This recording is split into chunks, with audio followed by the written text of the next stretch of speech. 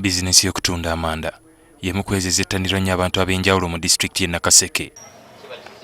Ismail Galuwango y'omu ku batunda amanda mu tawuni y'e Kiwoko mu disitulikiti y'e Nakaseke ng'era omulimu guno agumazeemu emyaka 10. Ensawo agitunda wakati w'emitwalo 4 n'etaano.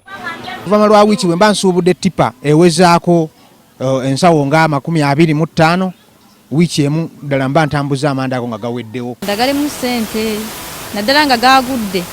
Ensawo piiso osibula nusu omutwalo 10 n'ekitundu. N'ojja n'osigala otunda akaloboko nusu olwo 10.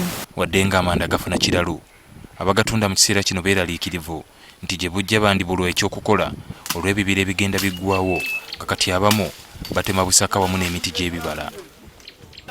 Kati kitegeeza nti mu myaka emirala 2 tujja kuba tetukyayina miti gyonna gye tukola ki gye tutema, nga tusaba gavumenti mu ekyo etuyambe esobole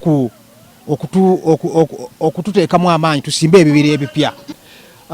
We are training these people. We are making agreements with them, the town councils, about planting trees along the roadsides. We are making agreements with communities and homes to plant trees in their homes, but also to plant, those who have a little bigger piece of land, to plant at least a small woodlot. Abakulira district eno nabo bakkiriziganya n'ekyokusomesa abatuuze.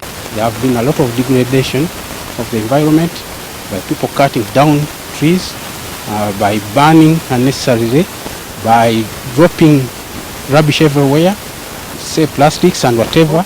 We are ready to work with Caritas and any other organization that can come by, because we have also secured about 3 acres for the green belt. Mwera nange ndina obweraliikirivu nti emiti giyina okuggwaawo era omulimu ogube nga gukoze eki nga guweddewo.